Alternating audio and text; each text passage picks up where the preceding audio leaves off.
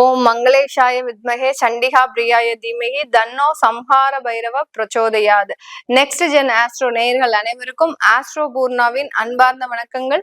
இன்னைக்கு நாம பார்க்கக்கூடிய சிறப்பு தலைப்பு ஜூலை மாத பலன்கள். ஜூலை மாதத்துல கிரகங்களின் கோச்சார நிலவரங்களை முதல்ல பார்க்கலாம். ரிஷப ராசியில் சுக்கிரன் பகவான், அடுத்து மிதுன ராசியில் சூரியன் குரு, கடக ராசியில் புதன் பகவான், சிம்ம ராசியில் செவ்வாய் கேது, கும்ப ராசியில் ராகு பகவான், மீன ராசியில் அந்த சனி பகவான்.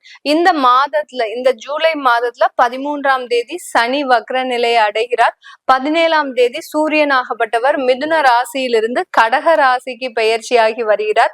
16ஆம் தேதி, அதாவது 18ஆம் தேதி அந்த புதன் பகவான் உங்களுக்கு வக்ர நிலையை அடைகிறார். அடுத்து 26ஆம் தேதி அந்த ஜூலை மாதம் அந்த சுக்கிரனாகப்பட்டவர் சொந்த வீட்டுல இருந்து மிதுன ராசிக்கு பெயர்ச்சியாகி வருகிறார்.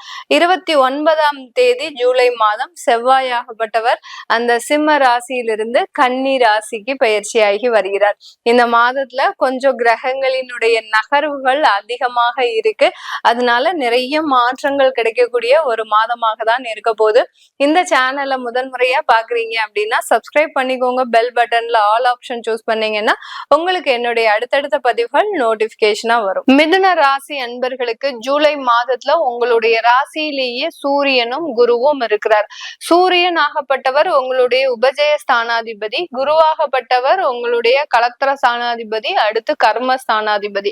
இந்த இரண்டு இடங்களுக்கும் சொந்தக்காரர்களான இந்த இரண்டு கிரகங்களும் உங்களுடைய ராசியிலேயே, ராசியின் மீது அதாவது சந்திரனின் மீது பயணிக்கும் போது உங்க மாற்றங்கள், அதாவது உங்களுடைய எண்ணங்கள் எல்லாமே பாத்தீங்கன்னா நல்ல ஒரு உயர்ந்த நிலைக்கு வரணும். நம்ம இதுவரைக்கும் ஏமாந்த விஷயத்துல எல்லாத்துலயுமே நம்ம மற்றவங்க கிட்ட வாழ்ந்து காமிக்கணும் அப்படின்ற மாதிரியான ஒரு ஆவேசமான ஒரு சூழ்நிலை உங்களுக்கு உருவாகுவதற்குண்டான ஒரு மாதமாக தான் இருக்கும். என்ன மேடம் இந்த மாதிரி சொல்றீங்க, நாங்கெல்லாம் கோவப்படவே மாட்டோம், எதுக்குமே நாங்க இது பண்ணவே மாட்டோம், ஆனாலும் எங்களுக்கு இந்த மாதிரி ஆவேசமான ஒரு சூழ்நிலை வரும் சொல்றீங்களே அப்படின்னு சொல்லி கேட்டீங்கன்னா, அந்த ஜென்ம குரு பாத்தீங்கன்னா அவங்கள அவமானப்படுத்தின விஷயங்களை ஞாபகப்படுத்திக்கிட்டே இருப்பார்.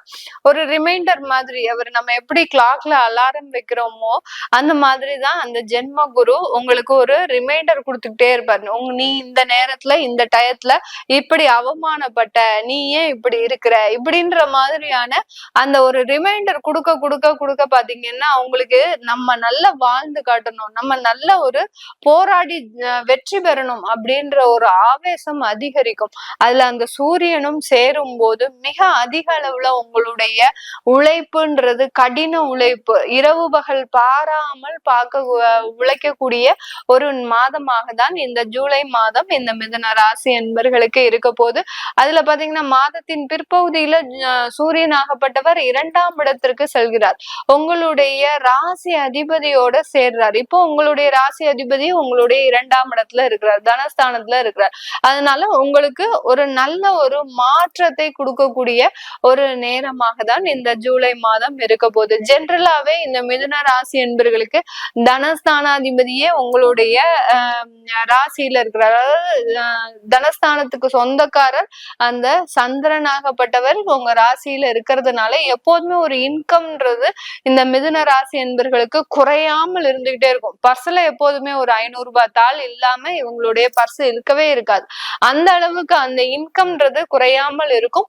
இந்த காலகட்டம் அந்த இன்கம் பாத்தீங்கன்னா ஒரு வெறித்தனமாக சம்பாதிக்கிறதுக்கு உண்டான ஒரு நேரமாக இருக்க போது. தொழில் செய்யக்கூடியவர்கள் 10ஆம் இடத்துல இருக்கக்கூடிய அந்த சனி பகவான் வக்ர நிலையை ஆகிறார். வக்ர நிலையில இருக்கும்போது நிறைய தொழில்கள்ல மாற்று அமைப்புகள்ன்றது வந்துகிட்டே இருக்கும்.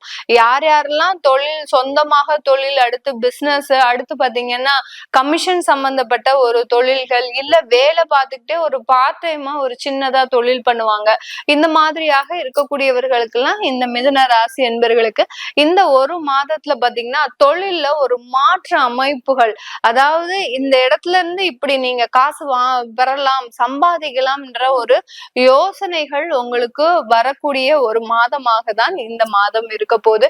இதனால தொழில்ல வளர்ச்சிகள், ஒரு முன்ன பின்ன போட்டு புரட்டி எடுக்கக்கூடிய ஒரு சூழ்நிலைகள், அடுத்து கடன் வாங்கக்கூடிய ஒரு சூழ்நிலைகள். ஏன்னா உங்களுக்கு நிறைய ஒரு வாய்ப்புகள் வரும்போது எப்படியாவது நம்ம இதை செஞ்சு முடிச்சிடணும் அப்படின்ற ஒரு விதத்துல நீங்க சில முயற்சிகள்லாம் எடுப்பீங்க.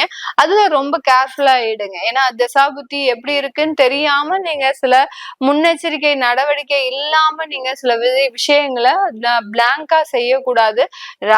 கோச்சார கிரகங்கள் உங்களுக்கு பாசிட்டிவாக இருந்தாலும் சில முக்கியமான முடிவுகள் எடுக்கும் போது நீங்க ஒரு நல்ல ஒரு வாய்ப்புகளை தேடி போகும்போது முழுமையாக ஆராய்ந்து நீங்க அந்த விஷயங்களை செஞ்சுக்கணும். இந்த ராசி என்பர்களுக்கு தொழில் சம்பந்தமான நிறைய வாய்ப்புகள், அடுத்து தொழில்ல நிறைய மாற்று அமைப்புகள், அடுத்து பெண்கள் தானாகவே அவங்களுடைய தொழில்ல முன்வந்து செயல்படக்கூடிய ஒரு சூழ்நிலை. கணவர் தொழில் பண்ணிட்டு இருக்கிறாரு அப்படின்னா இவங்க ஃபுல் சப்போர்ட் கொடுப்பாங்க. குடும்பத்துல இருந்து இவர்கள் பேக் எண்ட்ல நிறைய வேலைகள் செய்து அவர்களுக்காக முழுமையாக ஒரு ஒத்துழைப்பு கொடுக்கக்கூடிய ஒரு மாதமாக தான் இந்த ஜூலை மாதம் இந்த ராசி என்பர்களுக்கு இருக்க போகுது. இந்த காலகட்டத்துல வெளிநாட்டுல வேலை செய்யக்கூடியவர்களுக்கு அந்த வெளிநாட்டு வாய்ப்புகள்ல சின்ன சின்ன ஸ்ட்ரகிள்ஸ் இருக்கும், கண்டிப்பாக இருக்கும். ஏன்னா ஏதாவது ஒரு மாற்றம் செஞ்சுக்கலாமா அப்படின்னு நினைக்கும் போது அங்க ஏதாவது ஒரு தடைகள், தாமதங்கள், உங்களுக்கு ஏதாவது ஒரு பிரச்சனைகள் வரக்கூடிய ஒரு டைம். அடுத்து பாத்தீங்கன்னா குடும்பத்துல இருக்கக்கூடியவர்கள்னால தேவையில்லாத உறவுகள் பிரச்சனை, இது எல்லாமே இந்த மிதுன ராசி என்பர்களுக்கு அந்த வெளிநாட்டுல இருக்கிறவங்களுக்கு இந்த காலகட்டம் கொஞ்சம் டல்லா இருக்கக்கூடிய ஒரு நேரமாக இருக்கும். எதையுமே ரொம்ப வெளிப்படையா யார்கிட்டயுமே பேசக்கூடாது.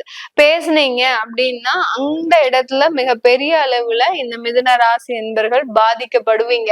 அதனால ரொம்ப கண்ட்ரோல்டா எந்த இடத்துல எது பேசணும் அப்படின்னு அறிஞ்சு தெரிஞ்சு பேசுங்க.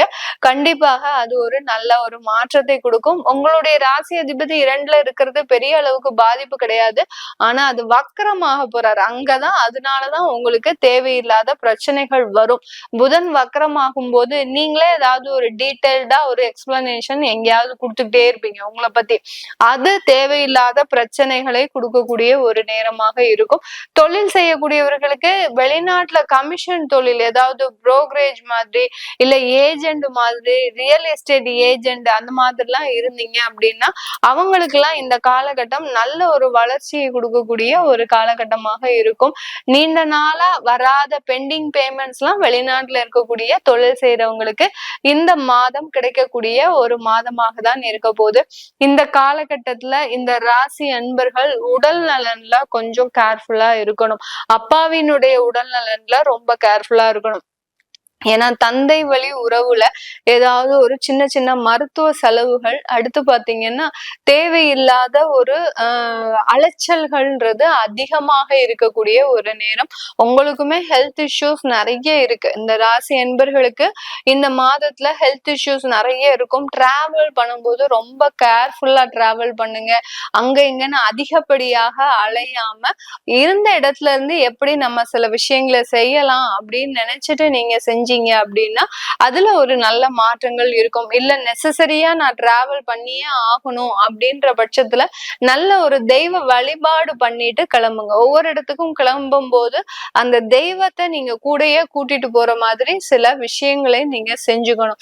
நீங்க ரொம்ப முருக பக்தரா இருக்கிறீங்க, இல்ல ஒரு அம்மனுடைய ஒரு பக்தரா இருக்கிறீங்க அப்படின்னா அந்த முருகனுக்கு உண்டான விபூதியை கையில வச்சுக்கலாம், இல்ல அம்மனுக்கு உண்டான ஒரு குங்குமத்தை கையில வச்சுக்கலாம்.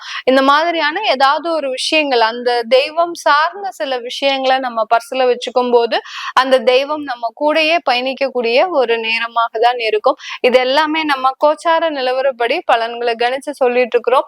உங்களுடைய தசாபுத்தி பலன்கள், சுயஜாதக பலன்களை பார்க்கணும் விருப்பப்படுறவங்க கீழே இருக்கிற நம்பருக்கு வாட்ஸ்அப்ல அப்பாயின்மெண்ட் வாங்கிக்கிட்டு நீங்க என்கிட்ட கன்சல்ட் பண்ணிக்கலாம். உங்களிடமிருந்து விடைபெறுவது உங்கள் ஆஸ்ட்ரோ பூர்ணா. நன்றி, வணக்கம்.